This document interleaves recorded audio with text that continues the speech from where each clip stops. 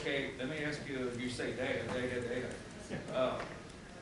What, are you just gonna be using y'all's data? Or are you gonna be putting it in with DSHS and this is gonna be common?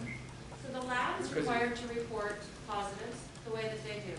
What's that? The lab is required to report to the government positives the way that they do it. They report, but they also report to negatives. So labs are on the federal reporting line. They're the ones that are on the front line, and they're sending everything to, on a daily basis, it goes to the big, huge database with the CDC. And so they're able to see what the numbers are. What's being tested. Pardon me? It goes where? To the federal government, to the CDC. And that's where they're getting their numbers. Like all the states are doing that. Okay, all of ours, that comes DSHS. I can recognize that. Okay. Those numbers aren't even correct. And they're so far behind right now. I mean, I don't see how we can. I'm even a little. When I look at some of the numbers, because we have a certain nursing home in Wilson County that has a bunch of positive residents, and they haven't hit DSHS yet. Wow. So the data is going to be weeks behind as it is, or days behind, not necessarily weeks. The data that we collect is only going to be from the people that we actually see on a daily basis, right? So the patients that we interact with, the residents of Wilson County. So the reporting that we do will be in real time, as soon as we enter it into our systems, and we will be able to report on it. So we'll be able to report to you how many positive antibodies, how many positive infections, how many people we triage. Okay, y'all are going to report straight to us the Yes, information y'all got. That's not a violation of HIPAA? No, sir. Because it's not identifiable information. What's that? I can do it in an aggregate. I can do it. I can tell you what I've found, and that information is very powerful. But I don't tell you who those individual people are. It's not. It's what they deem as not identifiable. Judge, what was the cost? Was there any cost to the county for the testing that we did, the 600 tests last week? Cover what it costs the county? Nothing. Nothing. It's We not had 617 people in the 6 hours. 607. And I think that's fabulous. And there's nothing wrong with that. But I believe that there's more that we can do. We're sending however many people you just mentioned home with either positives or negatives, and they don't know what that means. And furthermore, if they are positive, they don't have primary care. They're going to your hospitals, like you said, and they're calling EMS, and they're overloading the system because they don't know where to go. They will have a phone number for a primary care doctor in San Antonio. They can tell them where to go. And then What are y'all asking Wilson County to commit? we've got the commitment of the space. We need $50 per person. What's that? We need $50 per person. And we don't know how many persons it's going to be. No, but we can limit it to certain groups of people, right? I can look and see how many, statistically, I know how many employees the city of Floresville has. I know you all know how many employees you have. We can do it in groups, like we can do it, and then we can do it groups that are insured. We can market to people. But those are all the same people that can go for free testing and then contact their primary care physician, correct? That's correct. They have choices. They can do that. This is not that everybody has to do this. But this would be a free choice for them too. There is no copay. The cost, the burden is really, and I know that there's some funding with the cities too, and I don't know if there's a shared burden we can do or something like that, the CARES funds, but it's my understanding that you're supposed to use those funds for the fighting and treatment of COVID-19. And that's what we're here to do. We're here to bring primary care doctors from San Antonio telephonically into Wilson County and help treat your people here. They come down with this pandemic. And it's only going to cost you $50 for us to collect that data so that we can get it to you. Are your services offered to the public via your website? Aren't the tests available on your website? Our own company has an individual product, Right. an antibody test that people can get, yes. So we're not here. Okay, now once say they're diagnosed with COVID-19, okay, so your doctors are going to telephonic, whatever, for It's free? a telemed appointment. Yes, For free? Yes, Are we having It'll be fun? charged to their insurance. Your 3 doctors are going to do telemedicine for all 1,000 people that show up. That's what I am concerned about. So here's how it works, is we have a triage tree.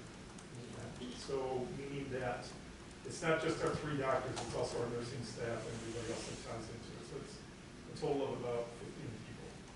And what they do is we just call patients, if they're negative on both, it's a 5-minute phone call where we advise them what they need to do, what type of behavior they need to maintain, probably really reimbursing what they're probably currently doing. If they test positive for either test, then we advise them what does that mean, and that's going to be a provider that has that conversation with them. What's the next steps, what they need to do, and how and when and where. And that's what we do. So the biggest thing that we want to do at that point is we want to find out, are they symptomatic? That's that day 1 call. Remember, it's the 1, 4, 7, 10. So the day 1 call is, we need to find out where they are. Are they symptomatic in any way? And if they aren't, we advise them what they need to do to maintain their quarantine and do all of those procedures, right? Then on day 4, we call them again to see how they are, because it could have progressed. And then we call them again, see how they're doing. If they're doing well, we advise them accordingly. Day 7, what we try to do is get them back in to test. We want them to swab again. We want to see if they're still shedding the virus and all that. If they're not, then pretty much they're ready to go. But we want to do the blood test on them too, because we want to see if they have the antibodies yet. And what we're finding is the antibodies will follow anywhere between 7 to 10 days from that point of when it stops. But ironically, we've had patients that have tested for both, and we don't know if they're still shedding, when that happens. And we've seen them up to 3 weeks is what we've seen so far. And so that's another key point. The testing that you're currently doing is just what's called PCR testing for active infection. You're not testing for a past infection. And so we want to find out how many people have been exposed already and perhaps are immune to it. It's important. You're not currently testing for that at all. Is that similar to like the South Texas Blood Bank when you're donating blood and they test for antibodies? Is that the same thing that you're discussing as well? Again, why Wilson County? I mean, you're saying you're from down in the valley, which has a big number. You got an office in New Braunfels, Comal County, which is way high. Why are you picking Wilson County and Florida? Because you have an aggressive city manager, the city of Floresville. I mean, but I why reached out to haven't everyone. started already, like in the How come y'all haven't done it? Well, to be Why honest, didn't y'all wait to come to the county? Why isn't it in progress? We Well, we're- are currently doing that in San Antonio. No, I'm in here. Organizations. Oh, Here. well, Why aren't you doing it here? We're scheduled for Thursday. We just put this collaboration together Okay. Just last week. We or just 2 met with weeks. y'all last week. Yeah. It was last Thursday. They're doing. So I they're on understand schedule for the Thursday. $50 for employees for y'all to gather the data, and all the other interactions with the doctors and nurses would be billed with the insurance company. That's Is that correct. Yes, sir. Yes, that's correct. But I understand this is supposed to be anybody from the public can go get tested, correct? They can if we were to set up that type of a program. So there's 2 types here. There's one that we can screen all of your employees. Okay? So all the employees of the county or the city like we're doing on Thursday. We go through all of those folks. Then we could open it up to the general public, but we open up to the general public, we've got to let them know that we can't take HMOs. That's the only thing that we contractually don't have right now the capacity to do. If something changes, we'll do that. But we can take uninsured patients, ironically, which is great. And we can take anybody that has a PPO plan or any of the big insurance carriers can do that. So we can do that for the general public, and we can do that, and that's the part that we were talking about as well, is that's the $50 collection from the county. That there's the collection fee is what that is. It's the collection and handling of the specimens is really what that is. I hope that makes sense. Yeah, from what I understand the process now, I said I have 2 boys go Friday to be tested. They receive a communication indicating whether they're positive or not. If they're positive, then they are contacted a few days later of someone from DHS to explain to them what is going on and what they need to do. I would think, depending on their symptoms, they would be suggested to go to the hospital to their primary care doctor. And many people don't have primary care. So our employees, they're insurance I required. said they're sick, but, I mean, it seems like the process that they're doing for free now through the state basically does the same thing y'all do, except for the extra blood work and things. There's extra blood work, and there's data at the end. And there's clinical triage for positive COVID-19 patients. How many can y'all do in a day? I think I can have 24 phlebotomists here in a day, doing 5 people an hour. Someone do the math on that. That's what I can do. Starting on Friday. But so it's not gonna be open to the public right now. Yes, sir. It's I mean, for the employees of the, I feel like so that it's more organized and not overrun, we really have to direct groups of people at a certain time to go, and when it's their, time to visit the convention center. Employees alone, it would cost the county, a little over $9,000 just for the 185 employees. They could have gone free the other day. I made phone calls to people to come. We had a handful of employees. Correct. So why should we pay when we can do it free? That's my point. Because you had 2 people in one of the commissioner's office that tested positive over the We had weekend, right? we had And 3 they don't know people where to there. go. No, they could have gone. They're at home right No, now. I They're- mean, they don't know where to go they're now asymptomatic. that they've tested positive for COVID. Yes, they did. They do know. Okay, we got the results within, 3 days, less than 3 days. less than 3 days, 2 days. I mean, I'm just saying, I'm just trying to figure out the benefit of this. I'm sorry. I thought it was gonna be open to the public, but now I understand that it's gonna be for the city employee, county employee, and maybe to the public, right? It's up to you, who you want to open it up to. I mean, considering we have 50,000 people in our county, if we opened it up to the entire county, it would use up our entire CARES Act money. And Exactly. even at 1,000 tests, that's $50,000 out of an expense to the county. And correct me if I'm wrong, Mr. Baker, did you say they're gonna open up one right up on the highway? There is a clinic in town that is going to have testing at the part of their offices they haven't been using, and it's supposed to start it today. But it's, it's a private care deal, just like the clinic will be, but my understanding is they're going to start COVID testing today. And that's free? Oh, no, Oh, okay. it's insurance, it's not a Oh, it's like private. a. Here's It's a regular clinic, physician. yeah. Something I'm concerned is just an open checkbook, okay, we don't know what it's gonna cost us. We can certainly live at that. We can do estimates on the groups that we're gonna target and say, yes, let's, put the city of Floresville first one, and then you can do Sutherland Springs, or, we need to figure out an action plan. But, the point of the matter is, it's available to you. It isn't exactly the same thing as what you're getting from the other free stuff. Nothing that's ever free is. Is this everybody's test is better than everybody else's test? We're just testing different things. We're giving you additional tests. It's not apples to apples. A PCR test of an active infection, we're doing that as well, but then we're giving you information about antibodies and vitamin D and vitals. We collect vitals as well, so that the doctors that are doing the triage course have information that they can treat them telephonically. And then, at the end of I'm sorry, go ahead. I was going to say, and then at the end of that, we're able to give you information that you don't have now about number of positives, antibodies that are present in the county, people having an active infection, the severity of those infections. Okay, but you can't do that because you're only gonna test that many people, because other people are being tested other places. Sure. Y'all are just talking about the people that y'all test, and that will be a small portion.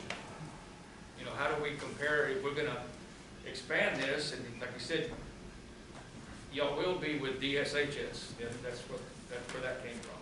Y'all are gonna have to report to them, it's not the federal government, that you report to, that's where that comes from. And then they're gonna have to compile all these numbers, and like, they're behind now.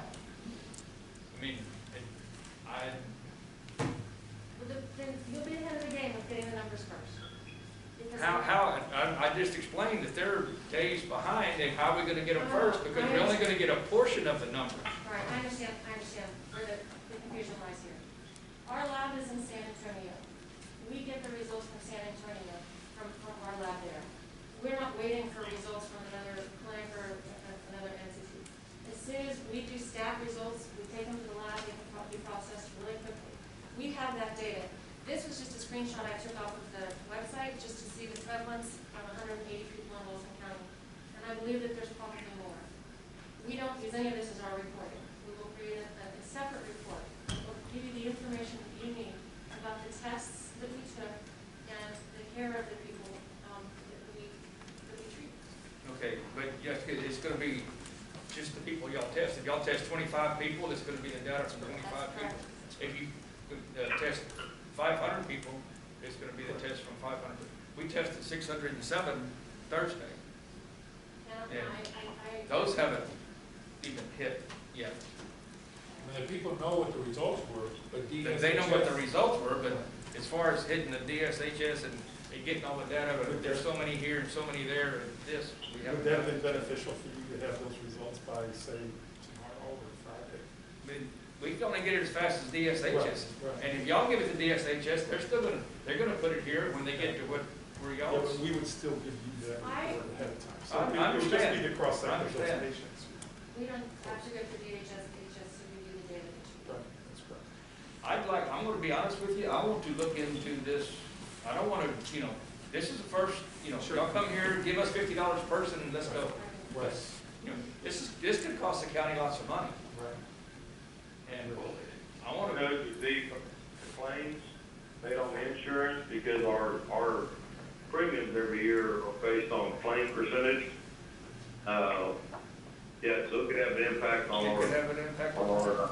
The Yeah. funds that are coming through the 731, the waivers, that shouldn't impact your claims. That's paid for by CARES Act funds, the insurance companies have negotiated.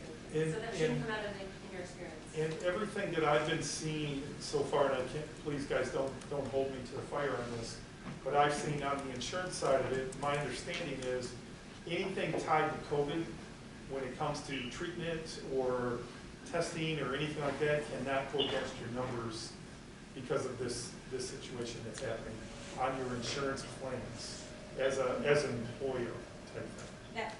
That is not accurate, because our HR representative is here, was had those Is discussions. that, they're saying that COVID's gonna impact your numbers? Yes. Just the testing will not impact, but any further claims beyond testing will. What y'all are talking about will. Okay, I got you.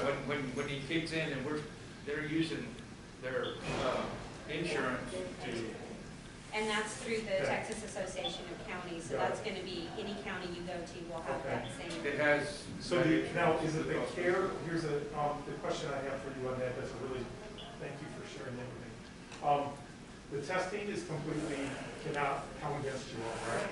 Is the care as in, if they test positive? Correct. Okay, well, that I understand, because someone could go to the ICU and that I totally get. Yes. Okay. So the overall testing The testing is fine. itself does not. And if, let's say they're asymptomatic and they stay at home for 2 weeks, not gonna impact that at all, right? And when my providers call and say on day 4, 7, and 10, that's just regular follow-up on that. Yeah, but y'all are gonna have to Assuming submit a there's claim no for that, bill aren't to you? the insurance. Yes, we would. Okay. Yep. But that would not, because that's typically, would that be considered a treatment, do you think, or how would they? It would depend on how you guys bill it. Right, it would depend on. It's just follow-up is what we do. We do So it as a there's no bill follow-up to the visit. insurance, Yes, we bill the insurance, but it's a follow-up visit. then it would still go. So that would impact it. Correct. Okay, got it. Okay, thanks for clarifying that. Judge, I would make the motion that we table this for now until we do some more research on it and find out more information. I think that's a good idea. You got a second for a table? I'll do it. We got a motion. Commissioner Wiley. Go ahead. A motion from Commissioner Hyde and a second from Commissioner Wiley to table this until we can look into it some more. Does anybody have any questions or discussions? All in favor? Aye. Thank you. Okay. we will Thanks a be lot, back in touch. really appreciate the time. And stay safe. Okay, let's go to agenda item number 18. then we'll come back to 17.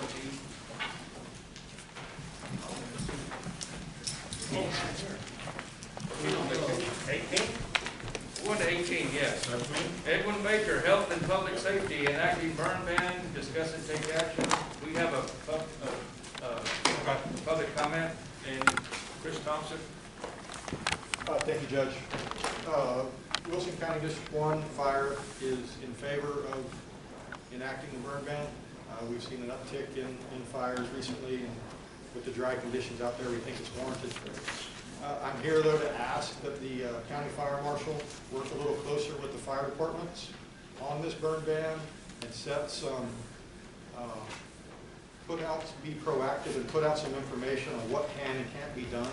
Right now, it just seems like we enact a burn ban, and then he goes back and relies on a TCEQ law that's kind of vague, where most counties put out, this is what you can and you cannot do. It's a lot of work on us as a fire department. We get a lot of calls, a lot of questions, and there's not a lot of clarity from the county. The ESDs can't set a burn ban on their own. We have to rely on the county to do that. We are in support of it. We're just asking that the county work a little closer, because we have to deal with the fires that are started, that are issued by permits. And if we don't have a lot of clarification, we're just kind of left out there in the wind. So that's all I'm asking, but we definitely are in support of it. Edwin, you have anything? Oh, just burn ban. The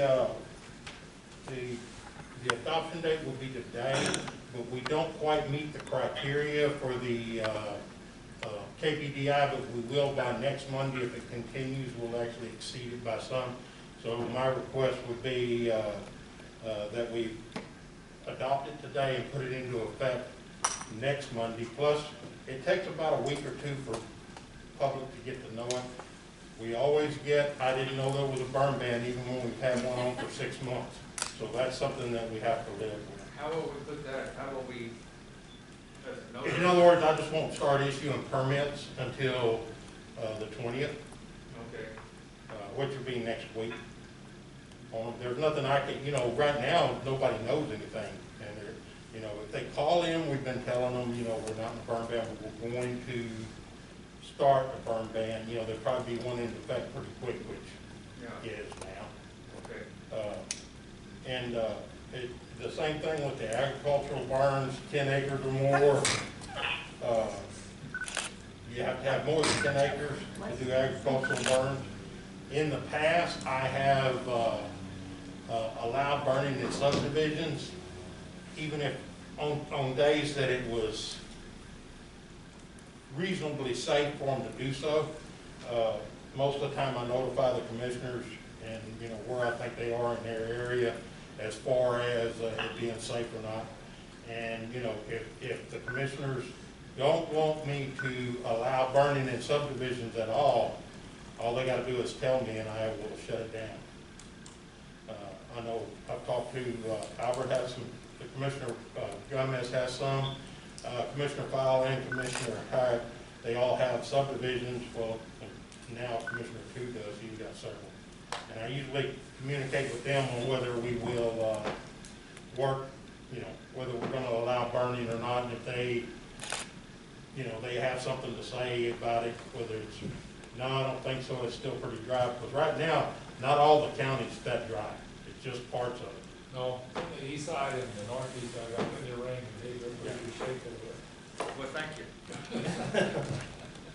So anyway, adopting the burn ban, we'll start issuing permits the 20th through the office. They call in the office to get permits. Okay.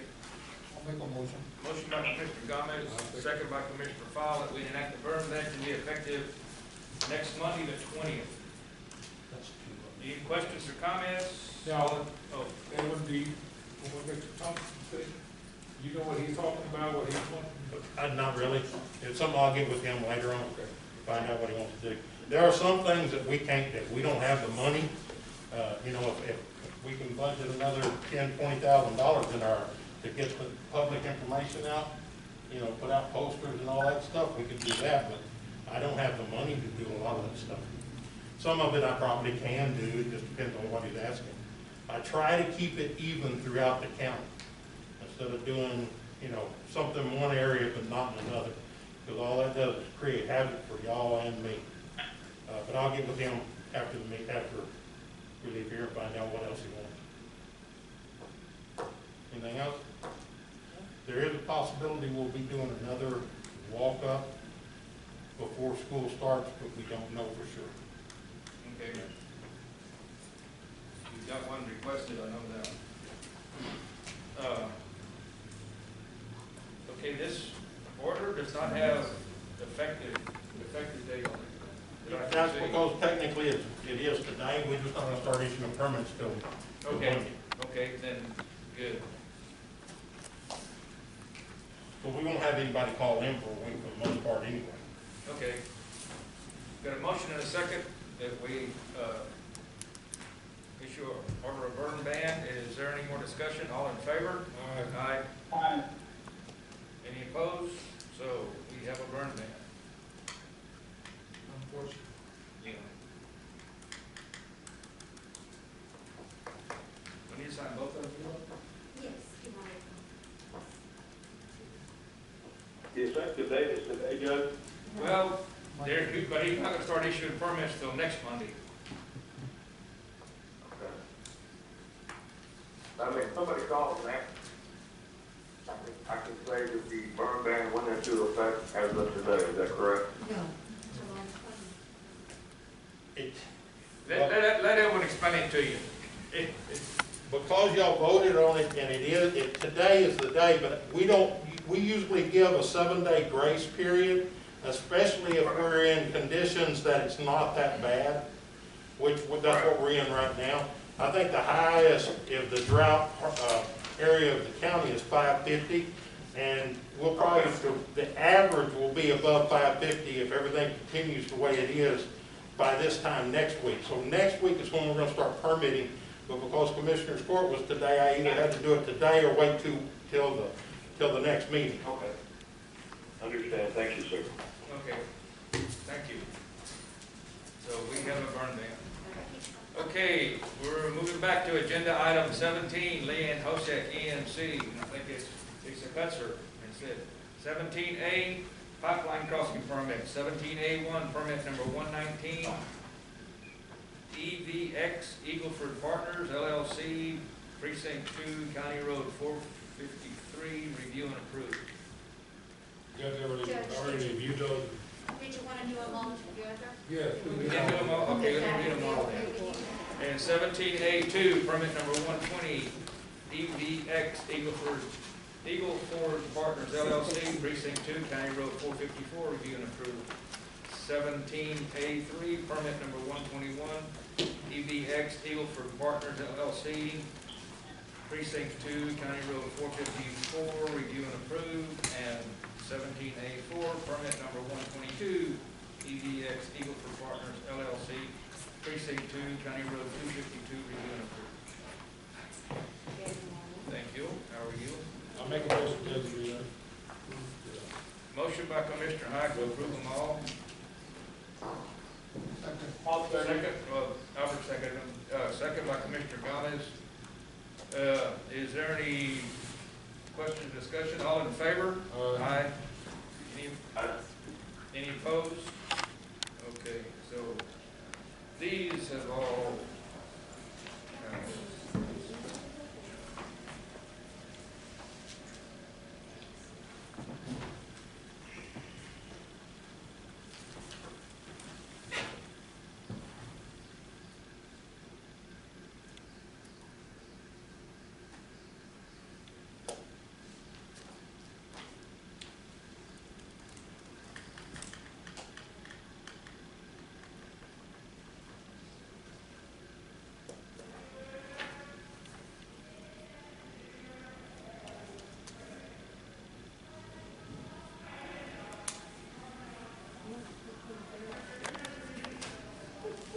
back, or you got this one?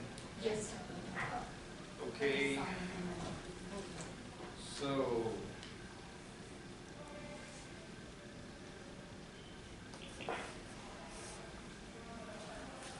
17B, non-standard offense and variances.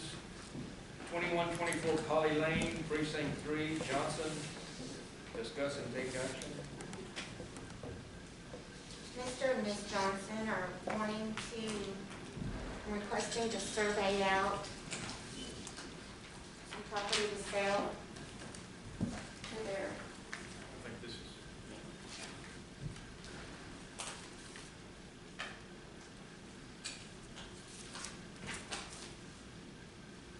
that's just kind of Okay. showing pretty quick what they're requesting to survey out. And it's not serviced by SS Water or anything, so there would, if whoever purchases it, everybody out in that area does well, drills well.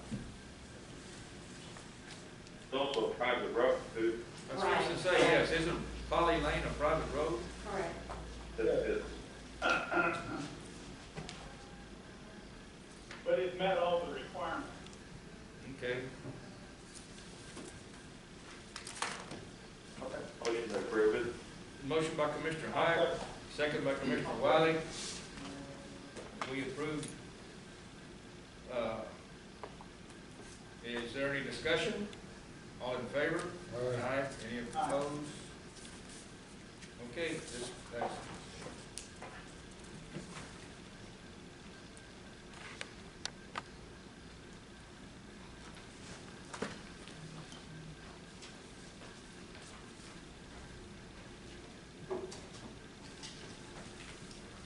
Okay, moving right along to agenda item 19, Eva S. Martinez, County Clerk, minutes.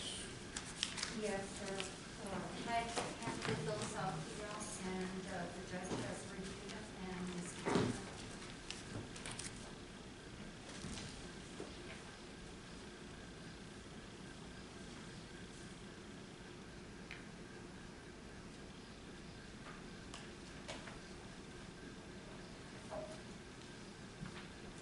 I got a comment to make, just a comment on the June 22nd meeting.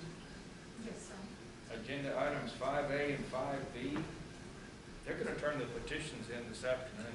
They got out and worked, got a bunch of signatures. That's a surprise.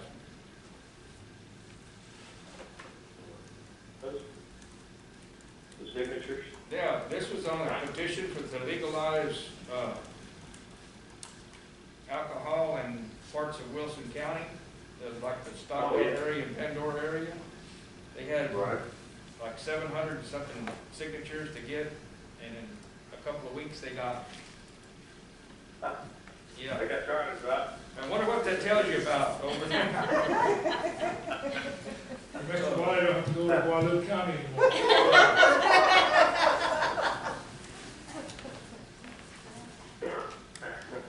Motion for the minutes. I make a motion to approve the minutes. Motion by Commissioner Fowle, second by Commissioner Clemens, that we approve the minutes. Y'all have any questions or comments? Okay, all in favor? Aye. Aye. Any opposed? So the minutes.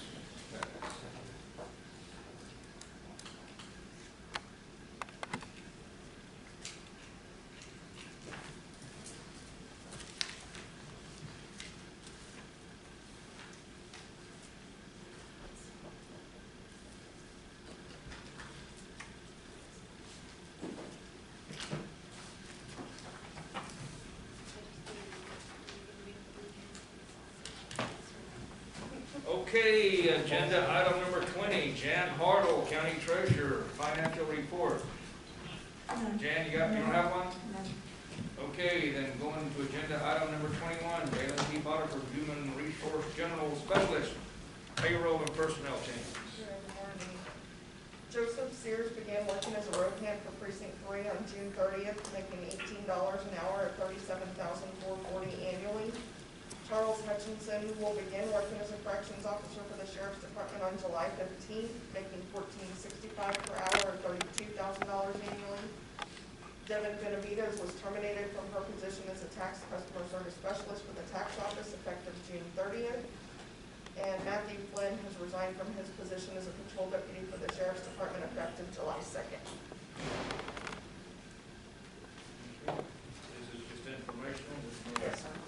changes on any line item or anything? Thank you. Okay, now, agenda item 22, Brenda Trevino, County Auditor. Bills. Bills, totaling $321,105.88. There's nothing really out of the ordinary.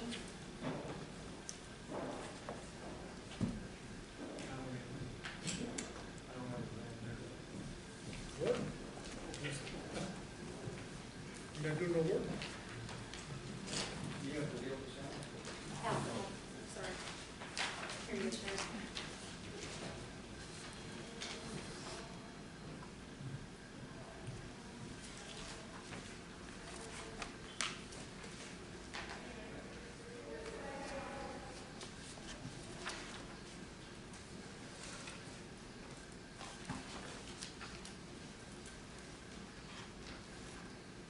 John, have you got with bids? Yes, yes. Okay, They'll probably be out, I think, sometime this week. Let me check. okay. Mr. Marconi, when you make sure when y'all go to a rally, make sure you say ESD two. And see, they Precinct do. two. I talked to the two names that were assigned to it are two that purchase regularly, and they said, we said, so that's on the operator error side of it. Because there was a captain and a full-time firefighter who were on the names. So, which is strange, I think they found that was back in January or something, a good while back. But yes, as soon as we received the phone call the other day, I sent out a message just to triple check. Really, one of the biggest invoices that you'll see on there is the one for Taylor, which is the people installing this stuff. So we had to pay 75% of that invoice, which is that $47,000, and then we'll be billed invoice the remaining amount when they come back on. Is it the 22nd, Judge? 22nd, they're supposed to, Come back to the panel's supposed to come in this Friday, and they're supposed to be in 22nd to install.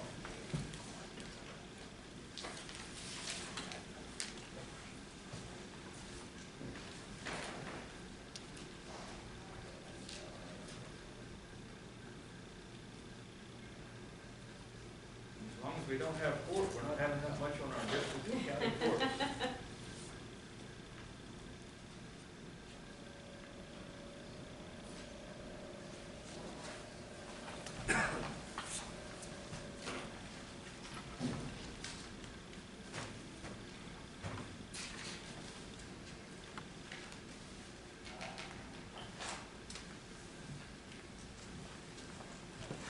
You know Brian coming in?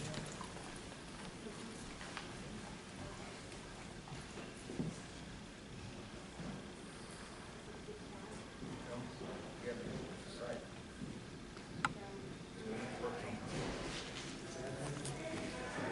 I thought it was an autopsy. We're paying for all kinds of autopsies. That's the deal. We had a baby. Maybe won the lottery. Maybe. I don't know, if he's rich, maybe I know him. Or I want to know.